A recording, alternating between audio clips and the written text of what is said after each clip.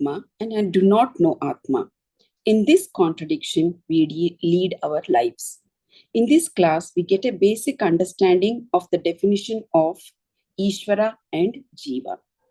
The 12th shloka gives us the analogy to understand the concept introduced in the 11th shloka. Even when we perceive, non-perception is possible because of some obstruction. It means that a certain thing is not specifically known with clarity of thought and understanding. This is elaborated with the example of the father going to meet his son who was studying in the Gurukula.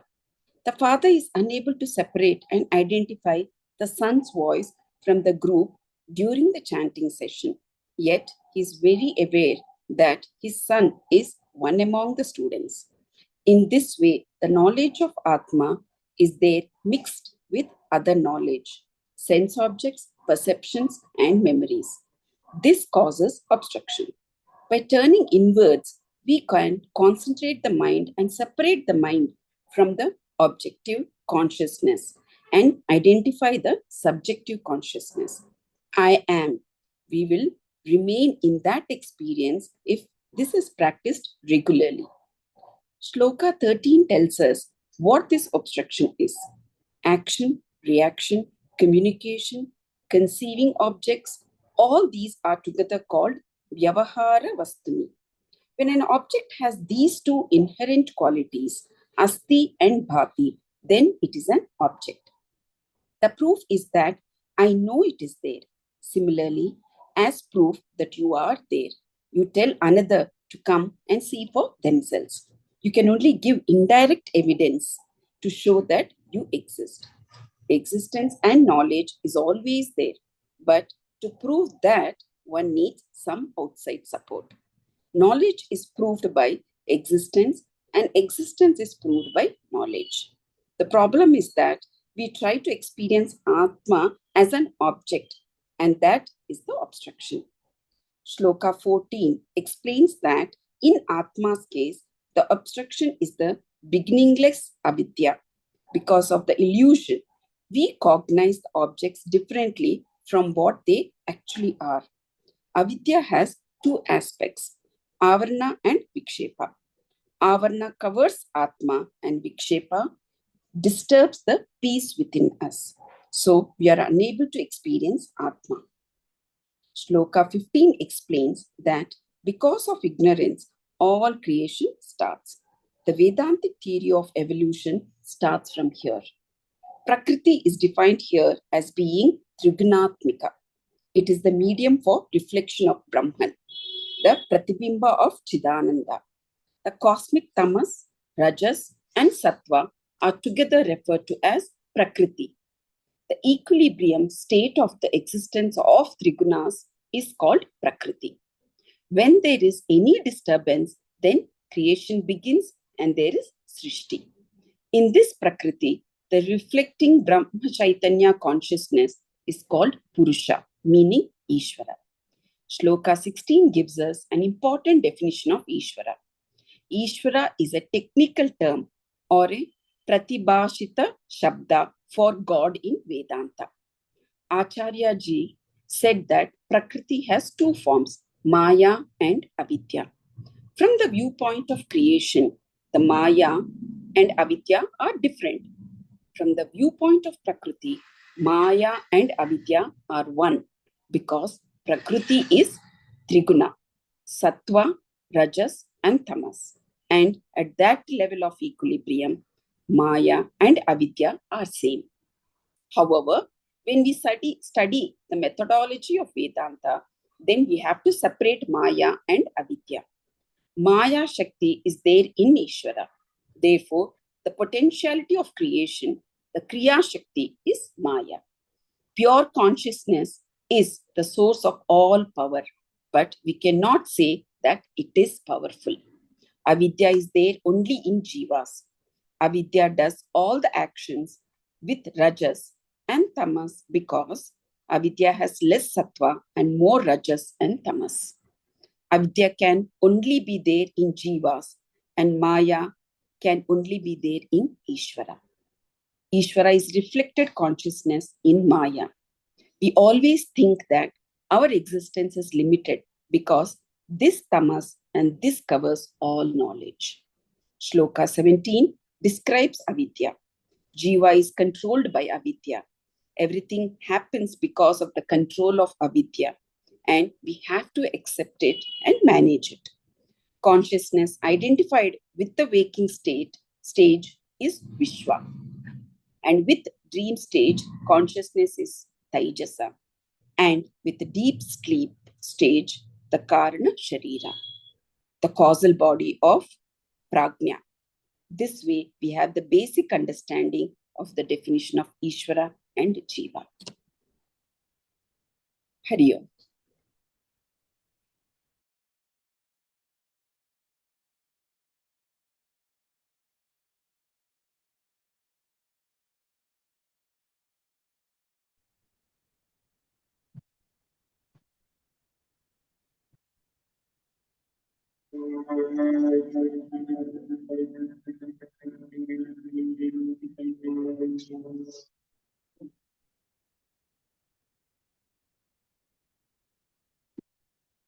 Smriti-Purana-Nalayam Karunalayam Namami Bhagavat-Padam Shankaram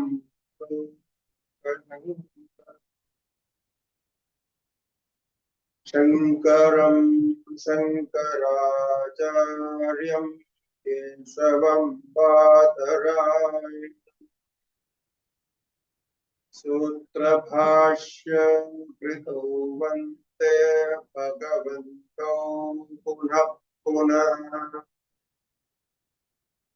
Ishwaro Gururatmeti Murti Bheda Vibhagini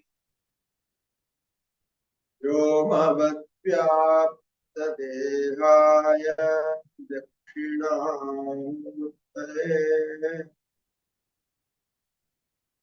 Shri Dakshinamurtaye Namaha Om Namah Shri Shankarananta Gurupadam Pujanmane Savilasamahamuha Rahagrasaika Karmane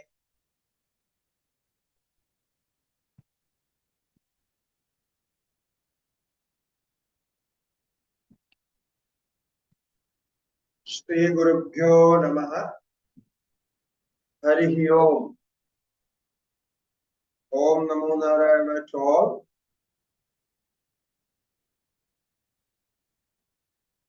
So we have completed Prakriti in two forms, 17 Sloka.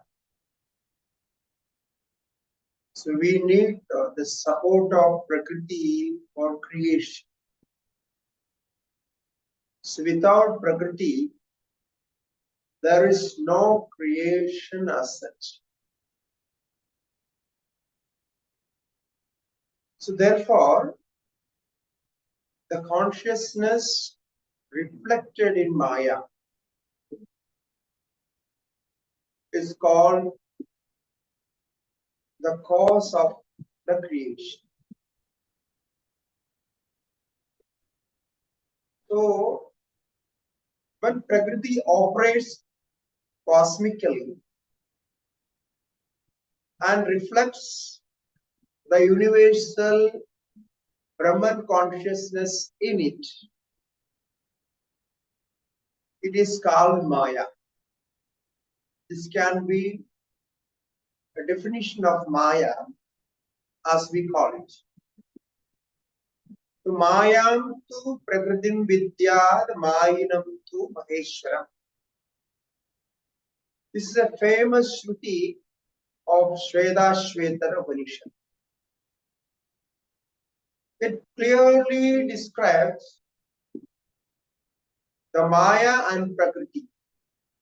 So when Prakriti cosmically reflected the reflection of Brahman, so there is some connection.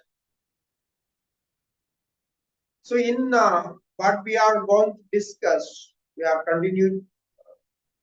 going to discuss continuously. This universal Brahman consciousness reflected in many different upadhis takes different names, and the manifestation is also different. So we have seen what is Maya is. Now Maya has, when Maya is in action, when Maya is in action, Maya is in action when creation happens. Or in other words, we can say the creation itself is called the action of Maya. So if there is no Maya, no action of Maya, we have no creation in Vedanta. So the methodology says, if the creation is there, then with that we think about three characteristics or three aspects of Maya. One is Sattva. The Sattva, an aspect of Maya which creates something, the intelligence and all. And then comes Rajas, that is motion. And Tama, which covers knowledge, or which has the quality of creating all the insentient object. So this we have to accept. Although we call these three gunas, but in English we translate as qualities. Qualities. Actually, in my opinion, these three gunas are not qualities of Maya or Prakriti. So the guna, the word guna means, if you see in dictionary, you will get the translation as quality. But in that aspect, when we say about creation, even the quality is not created. Quality is being created after the creation starts, or the second level or third level of creation. So when there is no creation, the equilibrium of these three gunas, then how can we call those are qualities? So this word translation guna as qualities is not very correct in this sense. Actually, these gunas are three characteristics or three aspects, three functions of Maya or Prakriti. So this we have to remember. The problem is we are using English language which is very foreign to Sanskrit terminologies. Because these two languages are from two different cultures. So therefore, sometimes we can't directly translate one word of Sanskrit to English in that very aspect. So the meaning changes sometimes. Therefore, I indicated this point. We are going to now discuss more about it. So now we will take up the next sloka, 18th sloka. Tama pradhana prakrites tadbhogaishwaratnyaya. Tama pradhana prakrites tadbhogaishwaratnyaya. Viyat pavana tejo bhuvo bhutani jatire.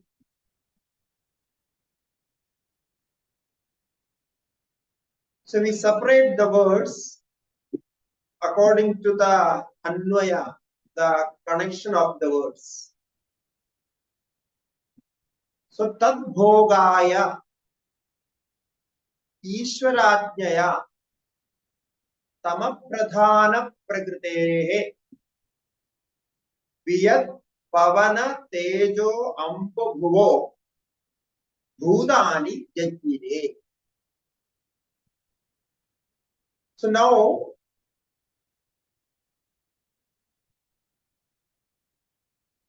we are going to discuss the creation of 5 elements, the principal elements.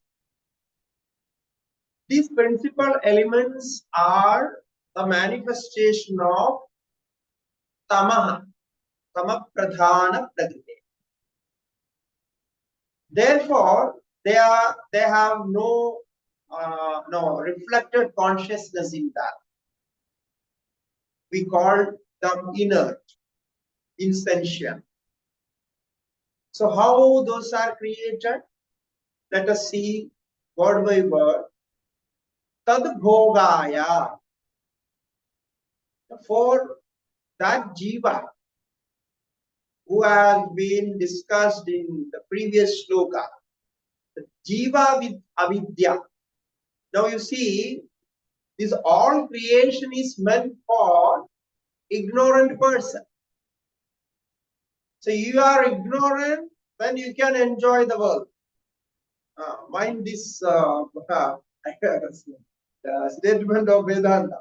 If you are, you realize yourself, there will be no enjoyment for you. And enjoyment in sense, there won't be any happiness from the world. There won't be any sorrow from the world. You are free from both. So you are qualified with ignorance. So when there is ignorance, you are qualified for the enjoyment of the world. So until the ignorance is there, you can happily enjoy the world. Sometimes unhappily. Okay, so that would be there. So therefore, this all creation is from Tama Pradhana. So Tadbhogaya, for the experience or the enjoyment of Jiva, Ishwaratnyaya. Now, how Maya is going to create? Because Maya by itself is Jada, insentient. Therefore, it needs Ishwara's support. So the consciousness, universal consciousness as Ishwara, the consciousness which is identified with all creation, that we will see in the coming slokas. So that Ishwara is taking care of the creation through Maya. So Ishwaratnyaya, by the command of Ishwara, by the instruction or guidance of Ishwara. So in Bhagavad Gita also you can see this concept. Bhagavan in many places he says, I am the creator and Maya is creating. Now you may see, no, there is confusion in this. Maya is creating and I am the creator. How it's possible? It's possible in this way. The creating material or the process of creation is there in Maya. The process of creation is not there in Ishwara, because Ishwara himself is Akarta. Consciousness cannot be Karta, however, whatever way we think about it is not possible. Whereas Prakriti has the ability as Karta. So therefore, the action of creation, the process of creation is being done by Prakriti, and to force the Prakriti, the back force is Ishwara.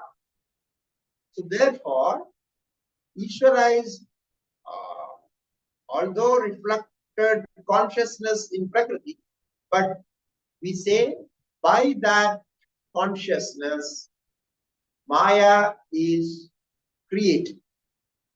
Therefore, it's not in the beginning.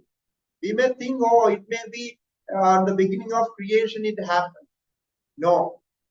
Even today, whatever is created, any form, whatever is created by this process only. It means if you get a fruit from mango tree, that mango is created by this process. And any change you see in any material is by this process only, because this process is a continuous process until the creation is there. So tad bhogaya ishwarajnaya tamapradhana prakriti. Tamapradhana prakriti. The prakriti, the part of prakriti where the tamas is predominant. Tamapradhana prakriti. Then only it is possible. Okay. So when tama is there, the gravity will be there. Because tamas and gurutvam is connected according to Sankhya philosophy. So where there is gravity, there is material cause, as we know that. So material cause has gravity, and that gravity is the form of tamas. Okay, this is all. I think this is too much in science, but it's all the process we are learning here. So therefore, gurutvam and avaranam. Gurutvam means gravity, the weight, and the avaranam means covering. Covering means obstructing knowledge, not supporting knowledge. So these are there in tamas. Okay. So from that, viyat pavana tejo ambudhuvo bhutani. So these elements are created. We already know these elements, the 5 principal elements. Ether, viyat, akasha, air, pavana, tejaha, fire, ambu, water, and bhuvaha, earth. They are created. They are manifested from this Prakriti. So now we have to remember this point in the discussion of creation. What is the importance here is, now 5 elements are created. whatever we are going to see or what we are seeing, all these objects are created from these five elements. It means all these creation what we see is tama pradhana. So five elements and its manifestations. So therefore they are equal to tamas. So they have the quality and the aspect of tamas. Now this part is completed. Now the next sloka says the creation, the total creation of this sattva and raja and tama. Now we will see that. Sattvam shay panjabhistesham kramadhindriya panchakam.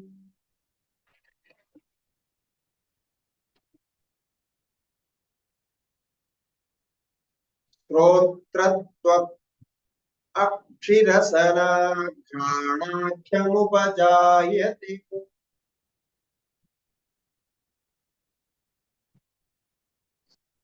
Now the birds are, it can be arranged like this. Tesham panjabhi sattvam kramat dhindriya panchakam Shrotra tok rasana ghranakyam upajayate.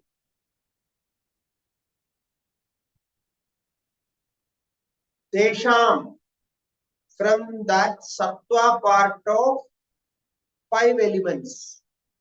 Tesha means five elements. From those, the sattva part of five elements. Now we have to remember here, we are taking out the sattva part of Prakriti. Okay, so it has some speciality. So Pantesham Panchabhi Sattvamshe Kramat, in that sequence, Dhi Indriya Panchakam. Dhi Indriya Panchakam means the organs of sensation, the sensation of or knowing. Dhi Indriya Panchakam. Dhi means sensation or knowing. The organs of sensation or knowing is created from the Sattvika Amsha, the Sattva part of those five elements. So the element's name has been given there. Viyat Pavana Tejo Ambu Bhuvaha. The names are there. Now you can connect those. So from Viyat means from ether, the Sattva Amsha of ether. Now how this ether got this Sattva Amsha? Because Akasha is the production of Prakriti and it has all the three gunas. Okay. Though the Tamo guna is predominant, but they have all are two gunas, Raja and Tamas. So now Viyad means Akasha, ether, have these three guna.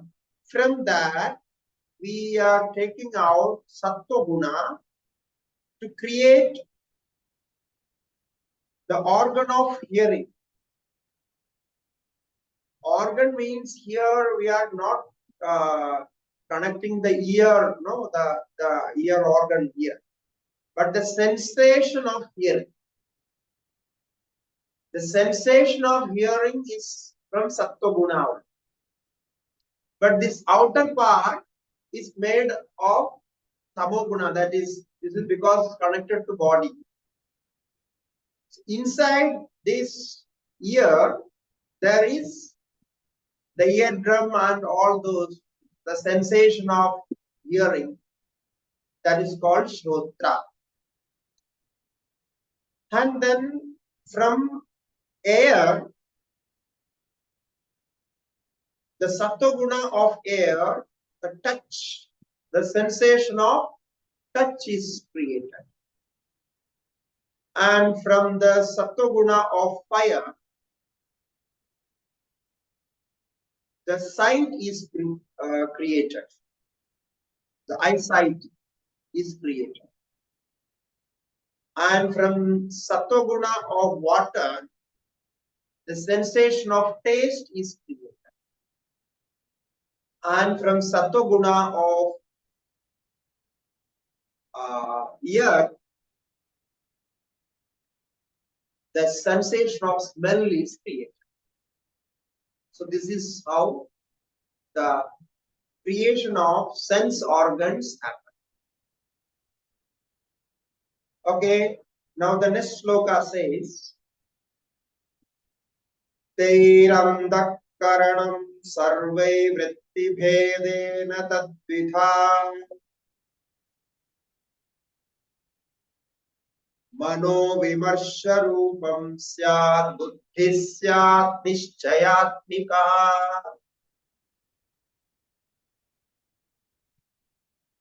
Teihi andakaranam, treihi sarveihi andakaranam vritti bhedena tadvitha mano vimarsha rupam syat buddhi nishchayatmika syat. So what it says, sarvaihi teihi andakaranam, the combination of 5 sattvas. Now we have 5 sattvas from 5 elements, right? So our combination of mixing of those 5 sattvas, andakaranam. Andakarana means inner instrument. So we normally say mind. We have another function for mind and yet another function for intellect. So here Andakarana means all those functions which are happening inside. How you know inside it is happening? Because when these sense organs are not working, they have no chance to work. In that state, we see something inside happening. For example, you have seen an object, you sighted an object, the shape of that, the color of that. Then after crossing the eyes, you see those objects inside. The same object right there. It means now what you saw outside, the same is inside. But this time you are not seeing that object through eyesight. You are seeing by closed eyes. So that sensation, that knowledge is happening there in Antakarana. And from each object, this part is taken. So Antakarana, the inner instrument as mind, we call it mind generally, can take only the sensation of those objects. It cannot take the actual objects inside. This we know. Okay. So you have taken the experience, what you experience from the object. With the color, if you have seen a red rose, so the red rose with the emotion of that rose is taken inside. And this emotion part should be very clear. This emotion part is created by only mind. The eyesight cannot create the emotion part. Eyesight can create only, eyesight can take inside only the color of the object, the shape of the object, and the distance where it is. These things eyesight can take inside. It can reflect inside. But the emotion, while you see the object, while you perceive the object, is done by mixed with mind. So therefore, in this context, we can say there is a separation of sensation and mind. Otherwise, without sensation, mind cannot bring emotion. And without emotion, mind cannot store anything. If anything mind wants to store, it needs to mix some emotion there. I think you understand this point, what I meant by emotions. So any kind of emotion, no? So this is the this is the proof of mind, evidence of mind, that we can say mind is there in this context. Now you see the beauty of this. If you can change your emotion by practice of meditation, Vedanta knowledge, and all other things, you can change the perception of the object. Because color doesn't change. Eyesight will take the color inside, there is no doubt.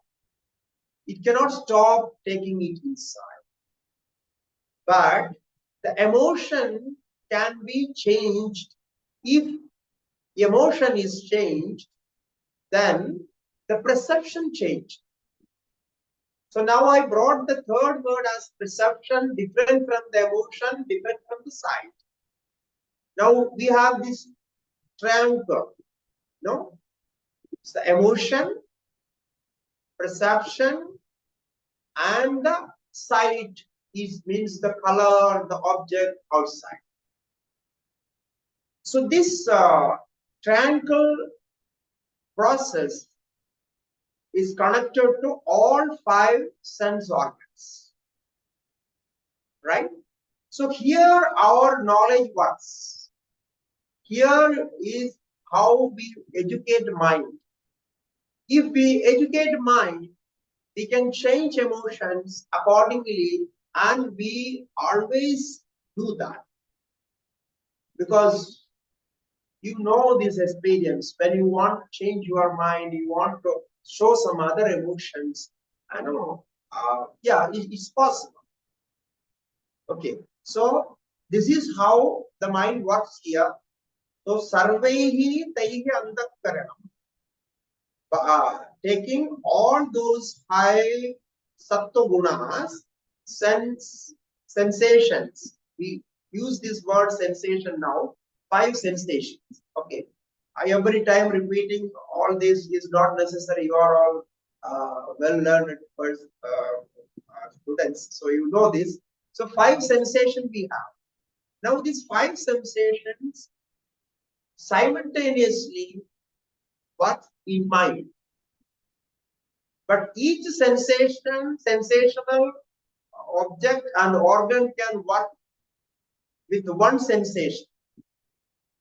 But mind can mix all these sensations and manage it. That is the special ability of inner instrument mind. So therefore, it can reproduce in dream state or in another state with all these sensations in different level. Right? So, vritti bhedena tadvitha. Here it is said, this antakarana, the inner instrument, is divided into 2 due to the difference of functions. Vritti bhedena, vritti means functions. So the different function, it has two different functions. Mainly two different functions. Actually, we have four functions. Four functions of Antakarana. That is, in Sanskrit, manaha. Mana means thinking. And buddhi means intellection. And ahankara means ego or feeling the individuality as self. I am the ahankarta. And the fourth one is called chitta, memory. Okay. So thinking and ego or self, arrogation or whatever we call it, ahankara. And then memory and intellection or conviction is called buddhi. So these four functions are there, but those four are reduced into two for the sake of the further discussion that we will understand later. Now, vritti bhedena dvitha. Mano vimarsha rupam syat.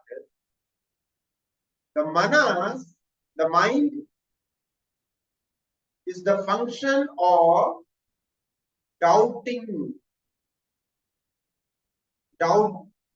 When doubt is there, no, it not necessarily always doubt is there. No, you may think if mind is there, doubt is there, means always there will be doubt. No. That's when there is a cognition, any kind of cognition. In the level of mind, there is a chance for doubt. So you see an object outside, the cognitions is there, you have seen it, perceived it. But if mind has some other thought related to that, or some similar thought to that, then mind brings a doubt there. This is the point. Not always mind brings doubt. If mind has a similar thought, similar understanding, perception of that object, then there is a chance for doubt. For example, we will take the famous example as rope and snake. So you have seen rope only. The rope was in front of you. But the rope has some similarity, or there is more similarity with the snake. So mind has the knowledge of snake as well as rope. So seeing rope, there is every chance that mind brings the snake there and creates a doubt. Oh, is it snake or is it rope? What is it? So in this doubting experience, when you are doubting, you cannot do anything.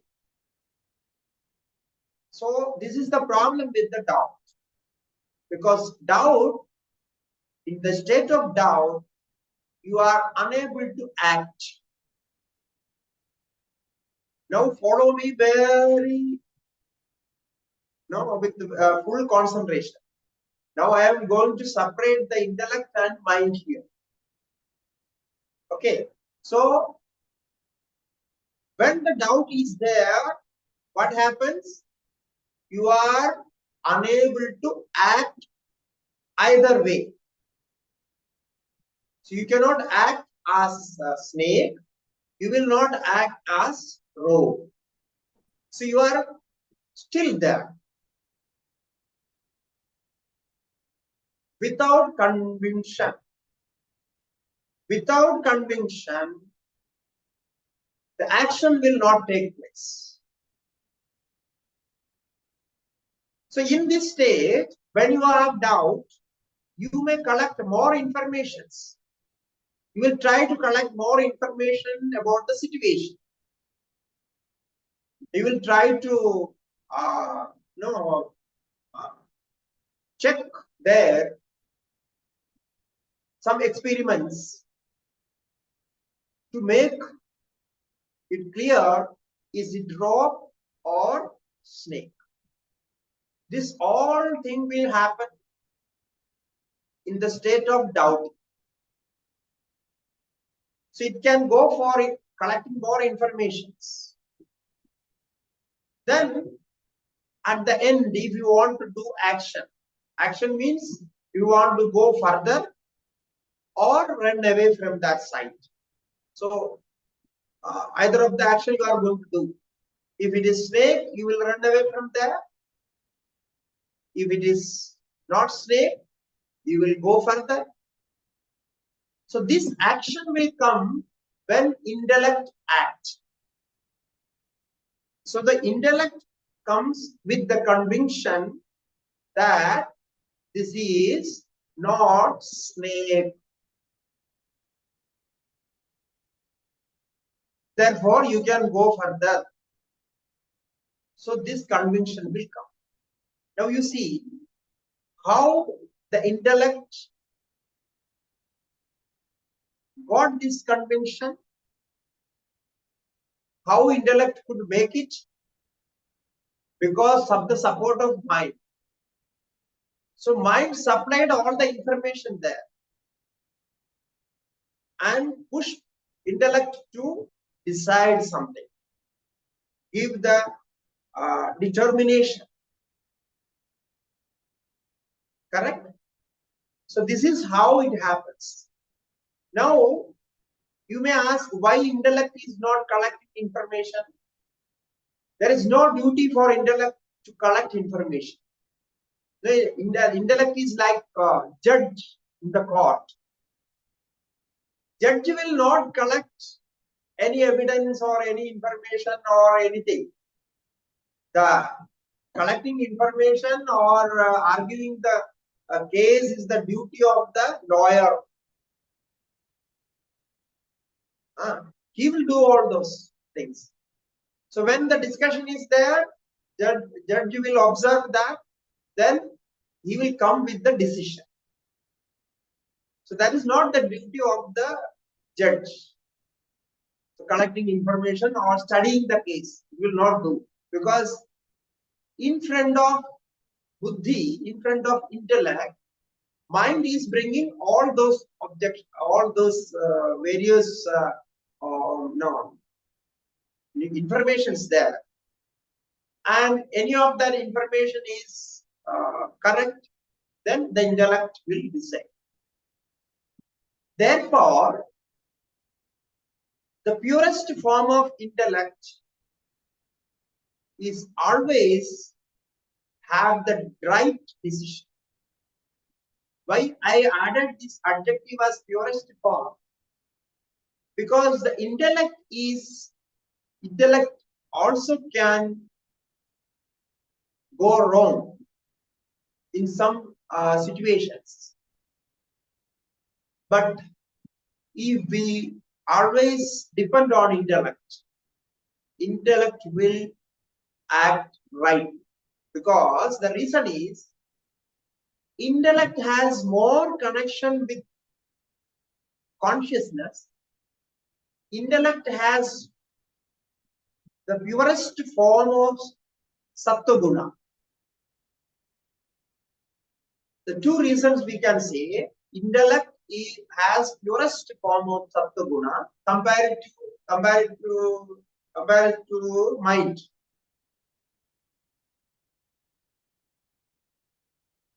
But therefore, when there is purest form of sattva guna, the reflection is also more pure. The clarity is more pure. So obviously, intellect takes the right decision in that situation. So now, to bring the intellect into this level, there should be an education for that. That is the sadhana we do or we study in our schools. Okay, so that should be there. That is another subject. Now, mano vimarsha rupam sya buddhisya nishchayatmika. These are the two functions of antakarana, the inner instrument. Now, we will take up rajoguna, the two other functions of rajoguna. Rajomshe panjabhistesham krama karmendriyani tu.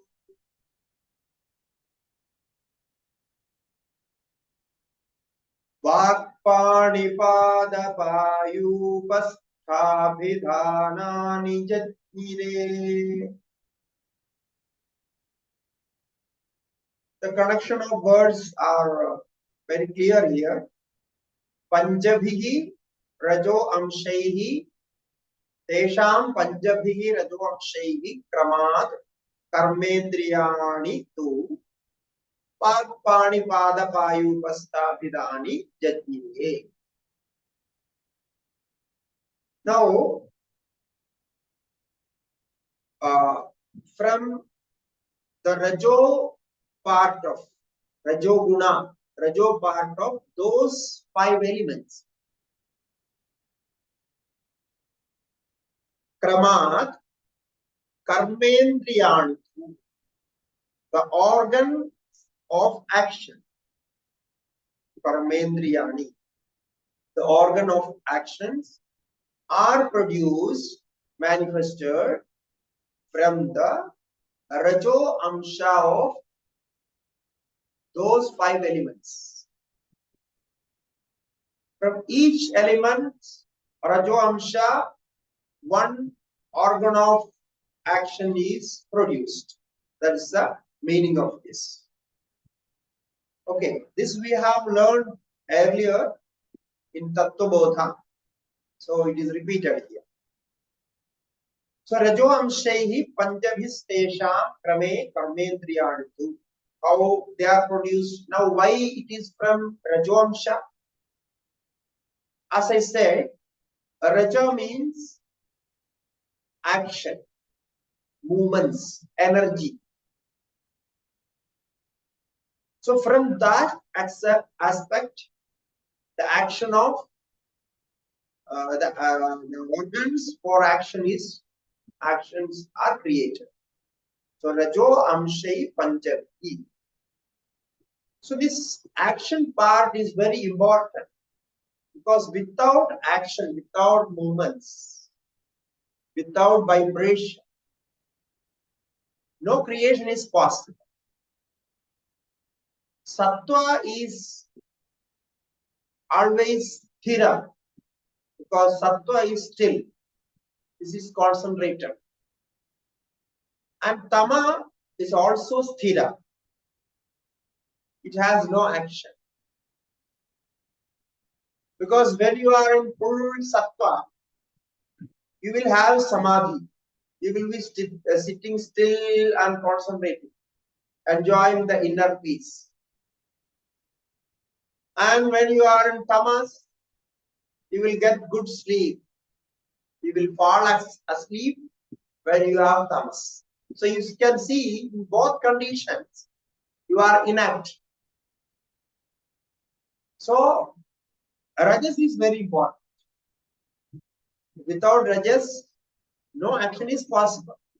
See, if I want to read a book, because reading book is, we are learning, it's jnana, it's knowledge.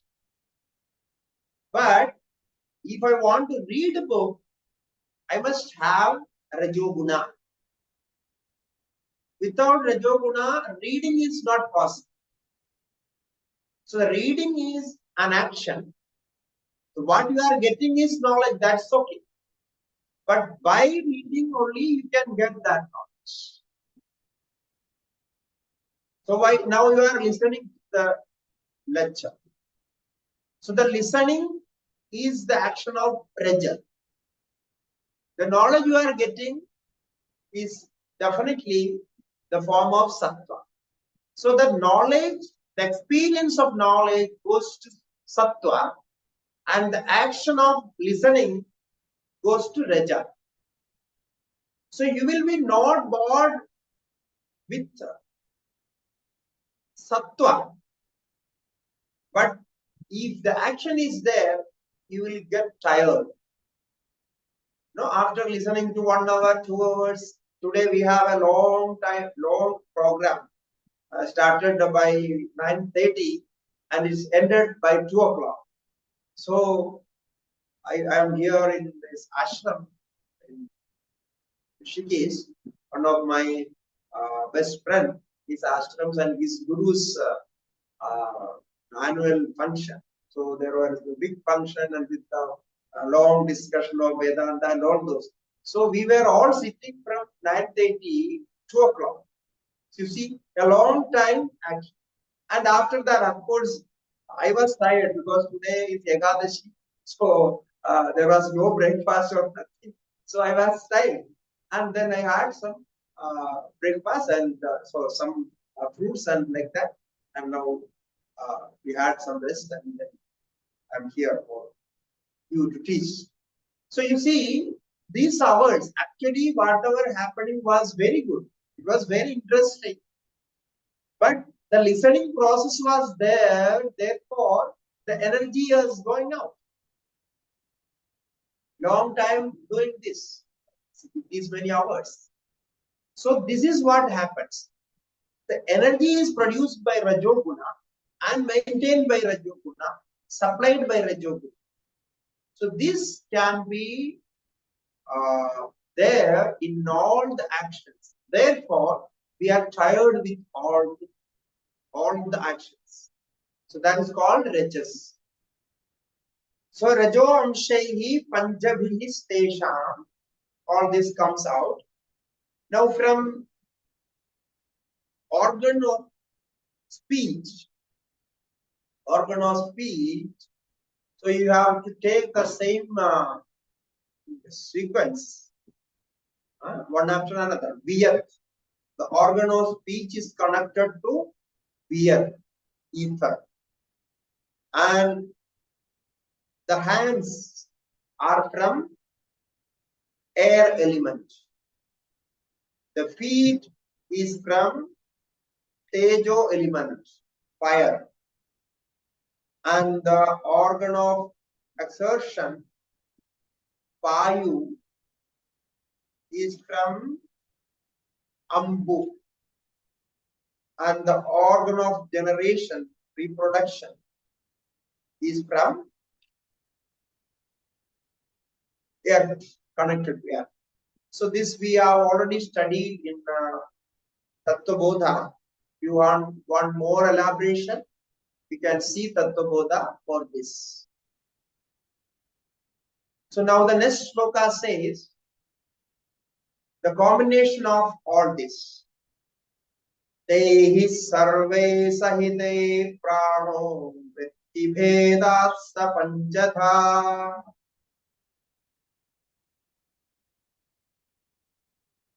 Tehi sarve sahite prano vritti bhedasa panjatha. Pranopanas samanaschodhanavyanau chate punaha.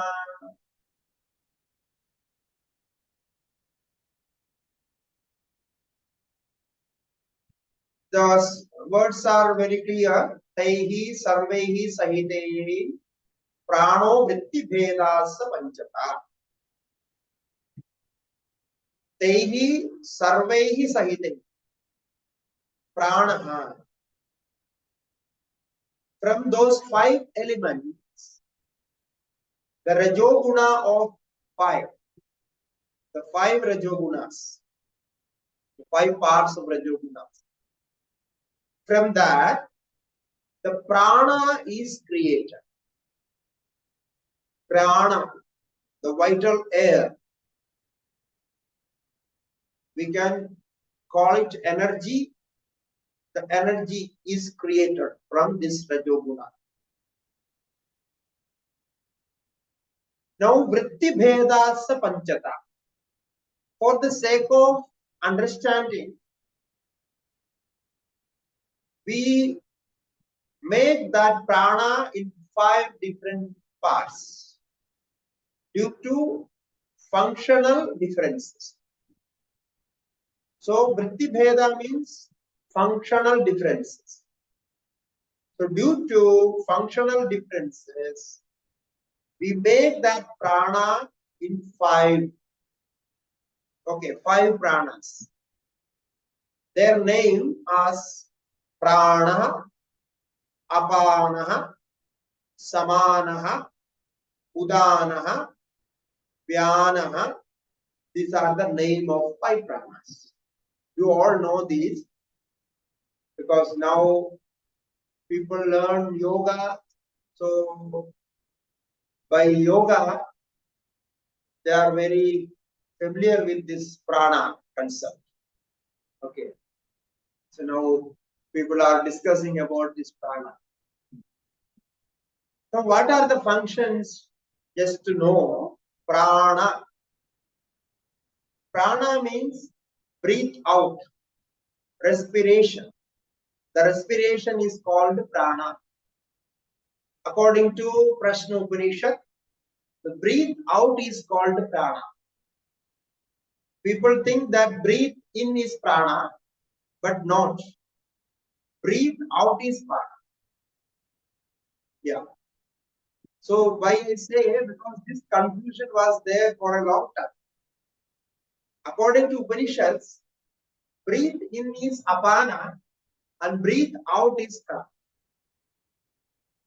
Okay. Inhaling is apana, exhaling is prana. So in yoga theory, you may learn vice versa. Inhaling prana, exhaling apana. No? Therefore, I mentioned this point. So prana means a respiration, or specially we say breathe out. Okay. Apana means assertion, breathe in. So now you see the problem is assertion is connected to assertion means cleaning. The function of movements, ball movements, and all those. Yeah. This is called apana. This apana vritti is there, but therefore it is when we connect with the breathing, it breathes in because air goes inside and it is going inside. It is drawn inside. Therefore, apana is connected with the navel stomach. So the stomach receives it inside. So the breathing is called apana. Now for this, if you want to know more about this, you can read Prashna Upanishad. The Upanishad, Prashna Upanishad, in that it is discussed. Okay, now what is the function of samana? Samana works in the stomach, distribution of food and other elements. This is the function of samana. So if our samana vayu is okay, then you will have you will not have any stomach problem and you will be healthy by that sense. So samana. And udana has 2 special functions because udana takes you to deep sleep. If your udana is in udana has some problem, if udana is disturbed, then your sleep is disturbed. So according to Prashna Upanishad and other Upanishads, it is there in Prakarana and many other Upanishads. So udana takes you to deep sleep. And the second function of udana, the separation of jiva from the body at the time of death. The second function. Only 2 important functions are there. So one is taking to the deep sleep, which you have every day. And the second one, only in the time of death. From the time of death, this prana should, the jiva, this self, prana with the jiva and all this subtle body goes out, moves out. So by the help of that. So that is there. And then Vyana. Vyana functions throughout the body, causes the circulation of blood and other elements in the body, or the circulation, the heat. Now the heat is maintained in the body by Vyana. And the circulation of blood is also maintained by Vyana. So now how to control all these prana? If you do pranayama, then the prana, apana, both are balanced. Inhaling and exhaling, breathe out and breathe in. If they are balanced, then all other functions are balanced that way. Then you will get a good sleep. It means Udana is also working, and your intake will be more. It means Samana is working. Its function is okay. And the blood circulation is there and everything is there. This is the connection of that. So we do pranayama connected with prana and apana, but by that we can control all other functions of prana. Okay. So these prana, the whole system of pranic energy and this pranic function, because of rajoguna. So rajoguna gives this. The next sloka says, Buddhi karmendriya prana panchagair manasadhiya.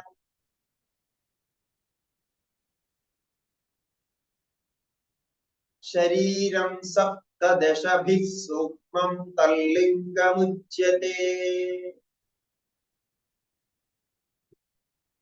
So in this context, here the author Mahasvami is introducing Sukshma Sharira, the subtle body, the astral body. Now we have discussed all the elements of astral body, Sukshma Sharira. Therefore, this is introduced here. The astral body is introduced here. Buddhi karmendriya prana panchakaihi. This is one word. Manasa dhiya, two other words. Shariram saptabhi sukshmam tallingam uchyate. So this is a beautiful sloka. If you want to remember Sukshma Sharira, what is Sukshma Sharira? You can memorize this sloka, daily repeating 10 times. It will be memorized and you can quote wherever you want to know what is subtle body.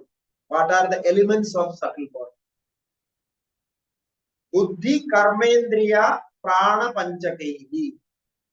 Now, 5 sensory organs, 5 organs of action, 5 pranas.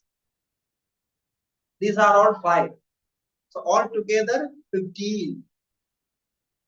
Manasa, the mind, 16. Dhiya, intellect, 17. Okay. So these 17 elements are called Sukshma Sharira. Shariram saptadashabhi. Sukshmam. Sukshmam uchyate. These are subtle bodies. Now, you may wonder how this action, the karmendriyas, the organs of action become Sukshma Sharira.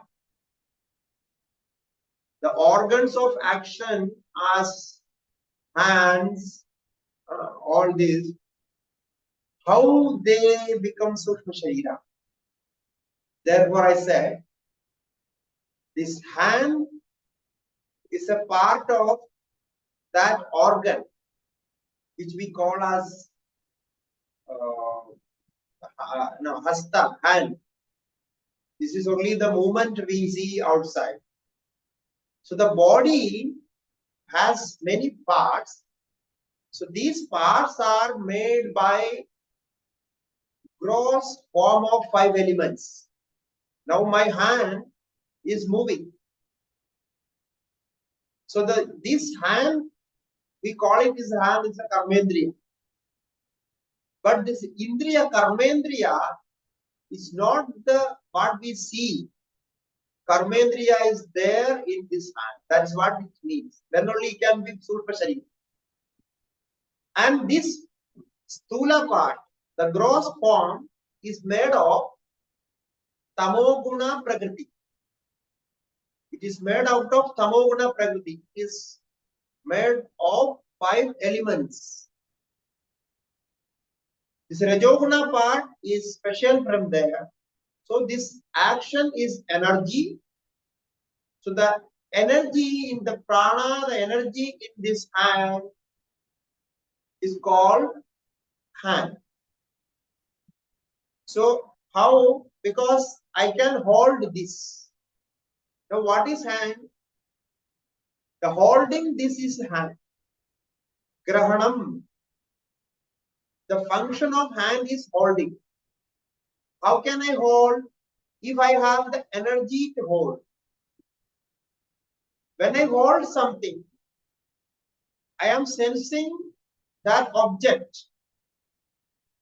That sensation is through touch. No. So the sun, I have the sensation of touch as well as holding this. I am experiencing both.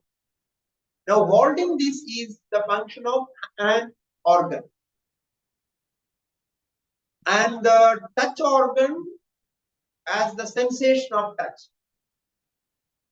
So that is always there. Therefore, the part what we see as hand needs to have some energy there. So that energy, that function is called hand. Okay. So this function will be there in dream as well. When you dream, when you are in your dream, you see something and you catch hold of something. That is the function of hand only. But that hand is not this hand. Right? So this is how it is separated.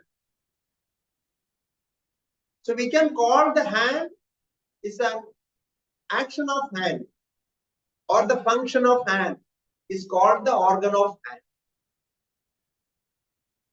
If something happens to the function of hand,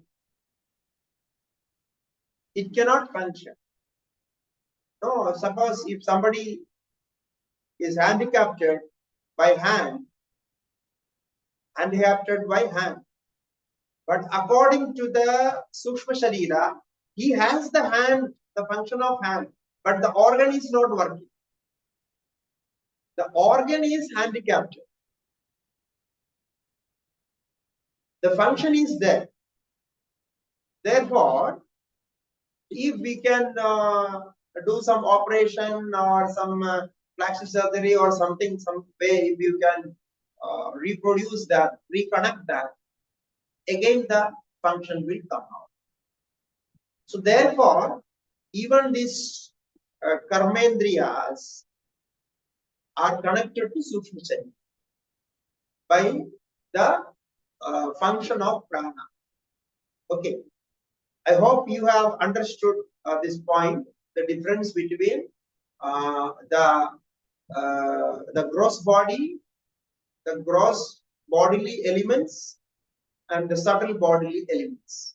So here it is taken as buddhi karmendriya.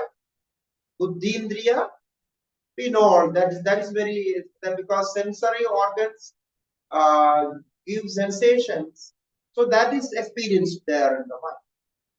And the karmendriya, the organs of action, is also experienced. Now the energy, the function of prana, that is also there. So 5, 5, 5 with the mind and buddhi. So these 17 are called Sushma Sharira or Linga Sharira or astral body. Astral body functions are like this. Now you see, astral body always needs a gross body to do some action. Otherwise, the action will not come out into waking state. The waking state, astral body needs some support of gross body. But in dream state, this astral body doesn't need any support of gross body. That is the difference between waking state and dream state. In waking state, astral body will not work without gross body. Or we can say, gross body will not work without the Sukshma Sharira, astral body. So this is the connection there. Then the next sloka says, now the next sloka takes us to the consciousness level. Now we have discussed the bodily functions and the elements connected to body. Okay, so now what is the role of consciousness? Now we said that sensations are there in sense organs, and some actions and power of action is there in action of the karmendriyas, and of course the mind, intellect, all are functioning. If they are functioning independently, then what is the role of consciousness? So that is discussed the next sloka. Prajnastatrabhimanena tejasatvam prapadyate.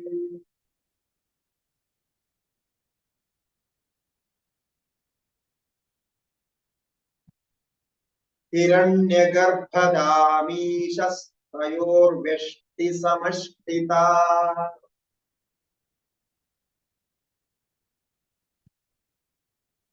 Prajnastatrabhimanena. Tatra prajnaha abhimanena tejasatvam prapadyate. Ishaha hiranyagarbhadam tayoho veshti samashti. Now prajnaha, who is this prajna? Who the Chaitanya, the consciousness identified with causal body. Okay, Karana Sharira, in deep sleep. The individual consciousness, what we call as Jiva, which is identified with the causal body, the ignorance. We have discussed in 17th sloka. So that consciousness is called prajna. Okay, what are there? The causal body, identification with that causal body is called prajna, the consciousness there. So now that prajna consciousness is reflected in this subtle body. That prajna consciousness reflection is consolidated, connected with the subtle body. Okay? So tatra abhimanena tejasatvam brahma. Then that prajna is called tejasa. Tejasa, that prajna itself, that consciousness is in different state. When it was in the state of deep sleep or identifying with the ajnana there, ignorance there. Now it changed its function into different state, which we call as subtle body, astral body. Then the name is changed. That consciousness is called Tejasa.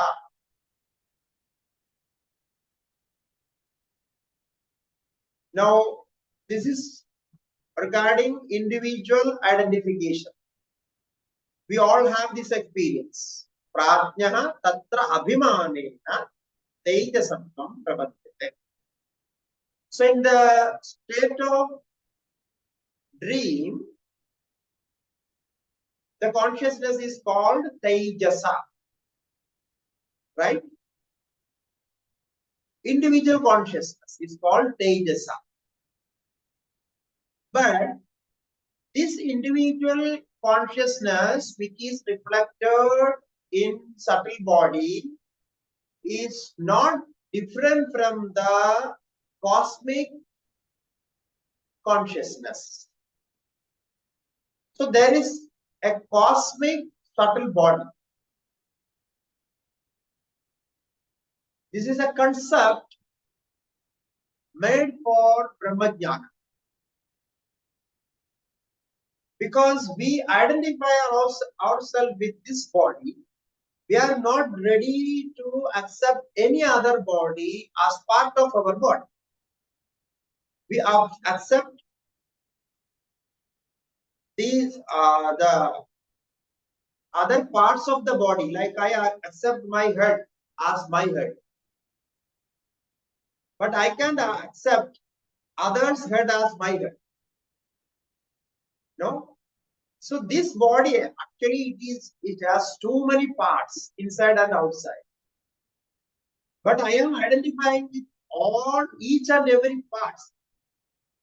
Each and every part is identified as I. I have not died. I am here, I am here, I am here, I am here, I am here, everywhere.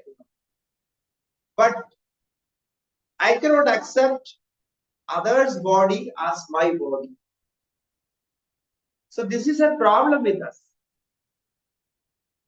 Therefore, we are unable to understand the concept of wideness of consciousness, all pervading of consciousness. Now, what is this consciousness I am talking about?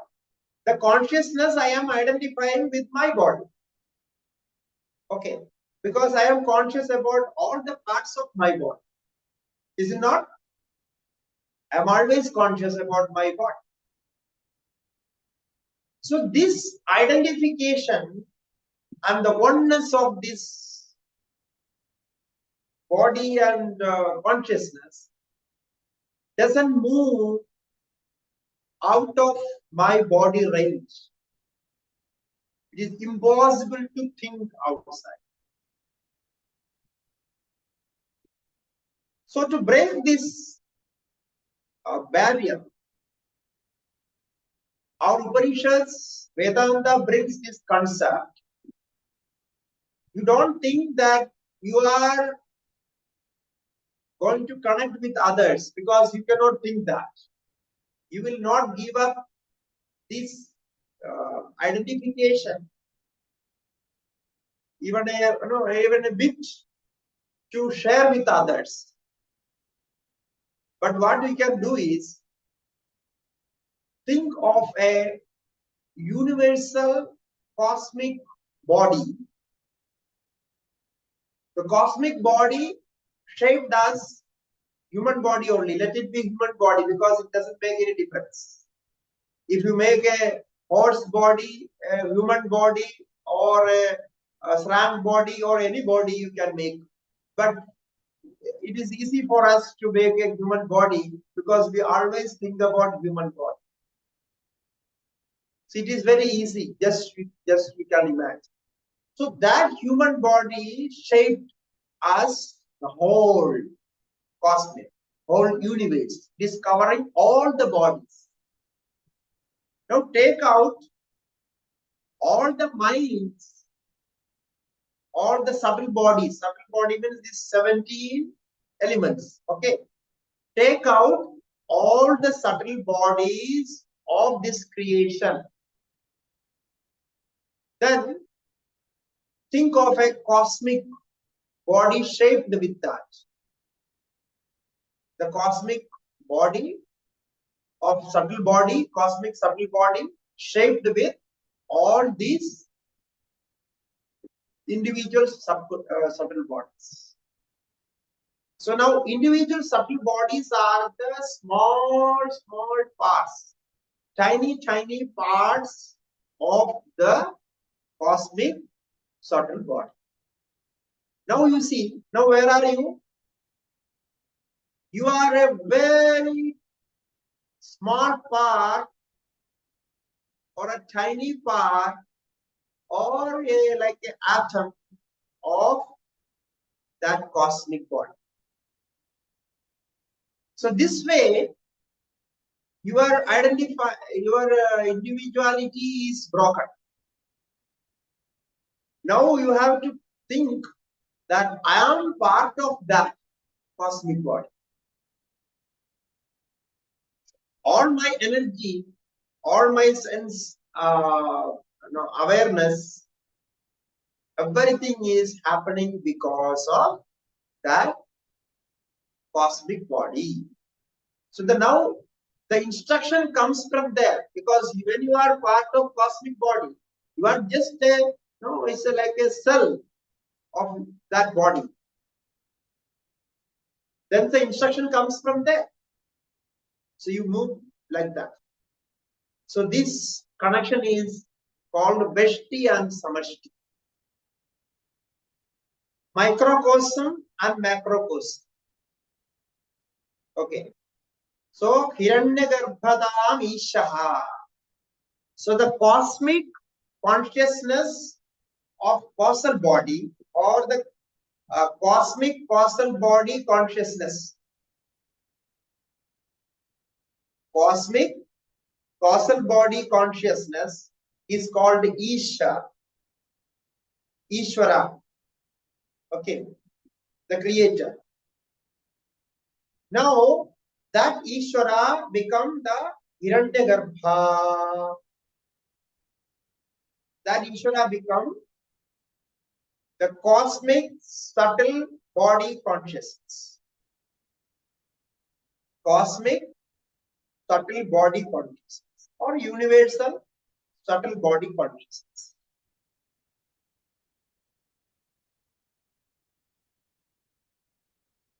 So it means we can understand like this. Ishwara is cosmical counterpart of our sleeping state. Ishwara, the universal consciousness, the cosmical counterpart of our sleeping state. It means when you sleep, you are part of Ishwara. When you dream, you are part of Hiranyagarbha. Now when you are in waking state, you are part of Virat, the cosmic gross body consciousness. So we can make this like this: cosmic causal body consciousness, Ishwara, You are identified with that when, in which state? Deep sleep. Then comes cosmic subtle body consciousness, that is named as Hiranyagarbha. When you experience that in dream state, so you are identified with that. Then waking state, the third state, cosmic gross body consciousness. The cosmical counterpart of gross body is called Virat. It's named as Virat. Now, what is the benefit of this? This can be a meditation. Okay. When you are free, when you have free time, because you are always in work. When you are working, you cannot think that cosmic body is working. It is too difficult for now. But when you think, sit for meditation, at least for meditation, when you know, in a free time, when you sit like this, you can think that if you are in waking state, you can think, I am the part of cosmical consciousness as the gross body. I'm part of that. I'm not separate from that. So this is called Veshti Samashti.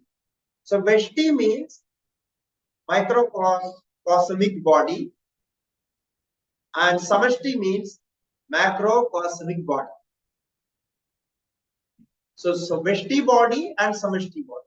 Now you have three Veshti bodies, microcosmic bodies, and three Samashti bodies, macrocosmic bodies.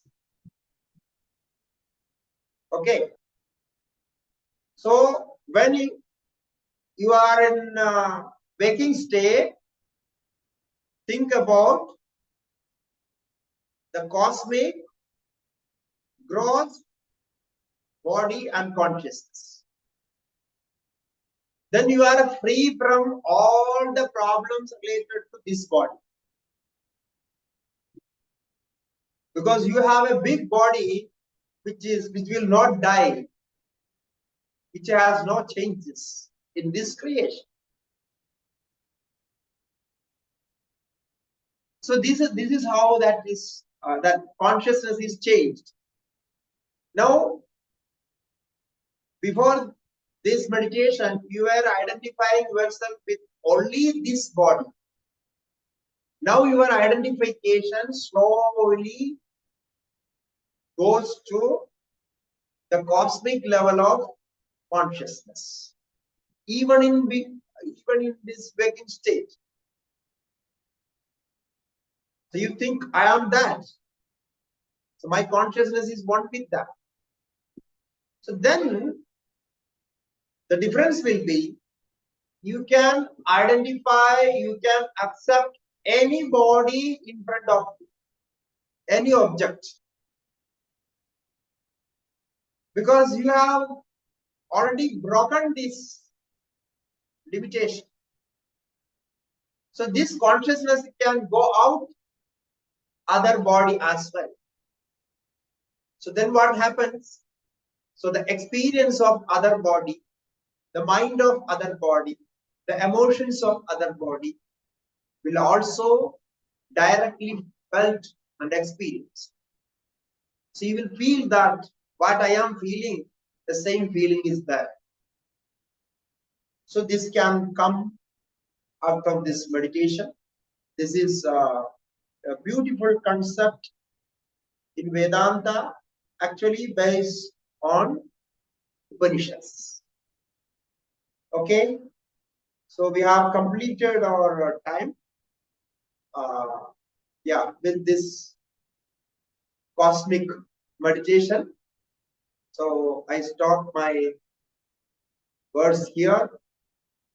So you can ask questions if you have any.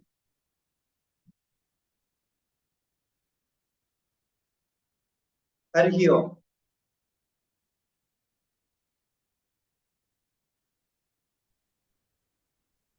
Namaste, Swamiji.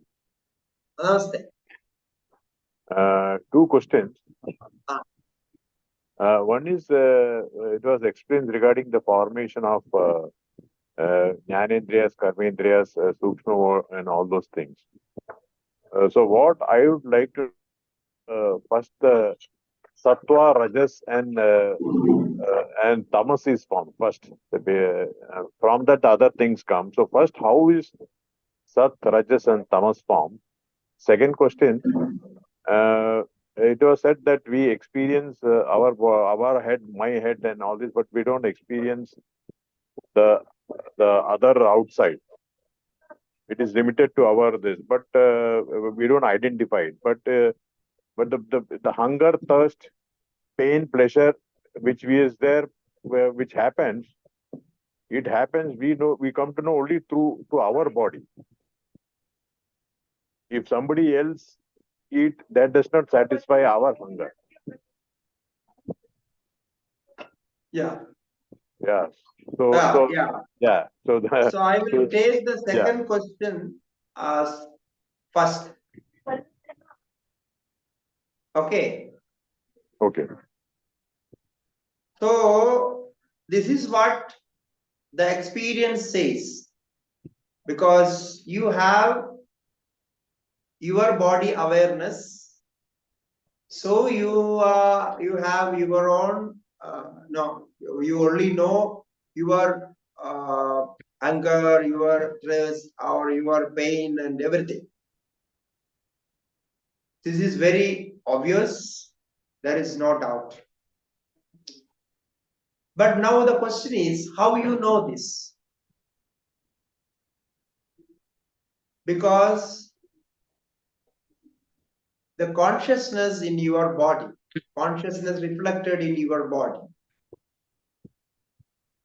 is fully aware about each and every part of your body. Therefore, it is happening. But the same thing can happen with others' connections. Like, no, the mother can understand the pain of, mother can sense the pain of her child.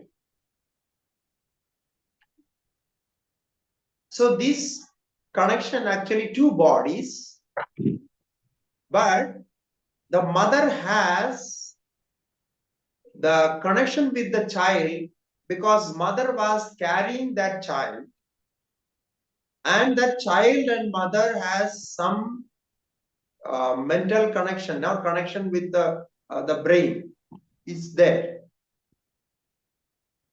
So even though the child is separated for maybe for a few years, that mother has that inner connection with the child and child has the connection with us. This is a biological proof. But after that, slowly it changes, because the child will child will form its own identity and individuality slowly as the brain develops. Then the connection with the mother is slowly separated. So it goes out. So until that individuality is not created, the mother can connect with child and child can connect with mother. There are so many stories and experiments that says if something happened to the child, mother can sense it. So we have in front of us, there are so many mothers, they must be remembering so many incidents with their children. So how it is happening? Because it is the identity of individuality. One individual has no ego and separate separate individuality is not developed in that form, that gross form. So till then it is connected. Similarly, a jnani, an enlightened person, can create his ego, or he can just remove his ego to that extent that he goes out with other minds and connect with that. And as you said, the others cannot experience the hunger and thirst of others. It's not true. In special situation, we all had experience. If somebody comes in front of us, if he's not had food, his meal, then we can experience that if we are that much sensitive. So it happens in different level. But the reason I said is, as you reduce your individuality or the so-called personality or the difference, separation by the mind, you can understand others, because this is all connected with consciousness. It's there. And many a time it happens, like we will be thinking about somebody, immediately the call comes. It happens there. And sometimes when we call others, they say, oh, I was thinking about you, so you just called. So how it happens? This is also, this inner connection is there. And that will not have, I don't say it will happen to everybody, but it will happen to such and such person with the special relations. So this concept is as acceptable with all our experience. Now, the first question you asked us, how these three gunas have this different function, what is the accept of these three gunas. Now I said these three gunas are three different technical terms.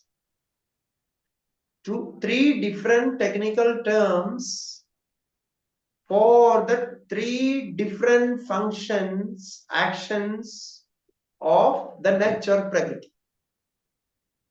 Or we can say the material cause, or connected with energy. So whatever you say, these are not separate things that you can say, no, this is sattva, this is no. The three different functions, they are interconnected. So without support of two other gunas, sattva cannot do anything. Similarly with rajas, similarly with tamas. So now how this function happens? So we cannot say the first action, when the first what is the first action, first vibration. We cannot say how it happens. So we can say only one example of our own experience. We go to deep sleep and then we wake up. In between waking up and deep sleep, there is a gap. There is a space. So in that space, sometimes we feel we need some more time to wake up.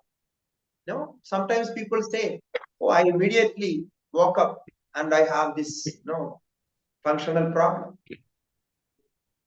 So when you wake up from bed, from deep sleep, there is a gap. So that gap is the first action. So you are in deep sleep, actionless. So then the first thought comes as sattva, because the sattva guna with the rajas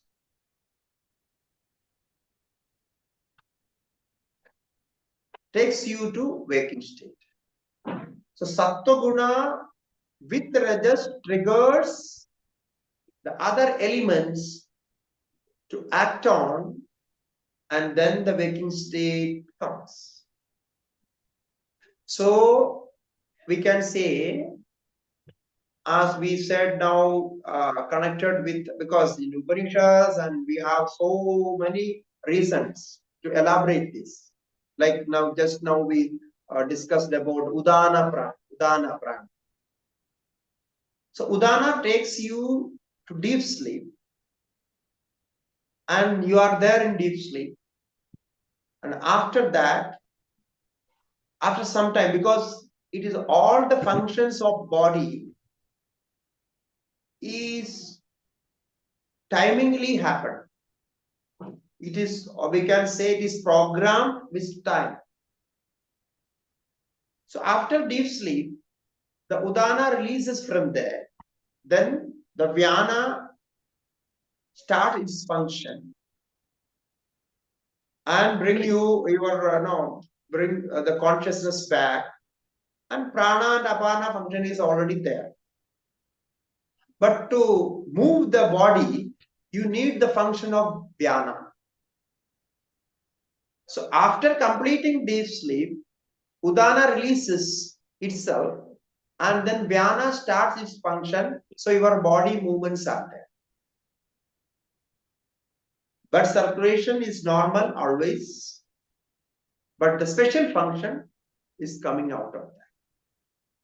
So we can say there is a point of time where no function takes place.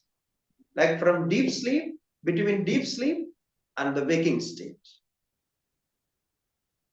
So that is how we understand these gunas. So therefore, these gunas are not anything categorized or separated from this. These are all three different level of functions of nature. Prakriti or Maya, with the reflection of consciousness. Hari Om. Hari Om. Thanks, Swami. Mr. Shiva Kumar, would you like to? So he has completed. Okay. Ramji, we have to announce that there won't be any classes for the coming 2 days. Yeah. Today we had class. Now after Navaratri, so we'll have next class after our Navaratri functions. Okay. That will be like 10, 11 days. Now 11 plus 2 after 12, 13 days. So you can see the next calendar. After that we will do, because Navaratri we have all the Anushtanams and all the things. So we can't do it. So you can all practice this, whatever we studied. Like this meditation is very important. If you practice this meditation of this cosmic body and individual body, identification with that body and this body, it is very interesting. So if you practice this and you get into this, then you got all Vedanta. So you can realize Vedanta very easily. Okay. So do that in these days. Any other question?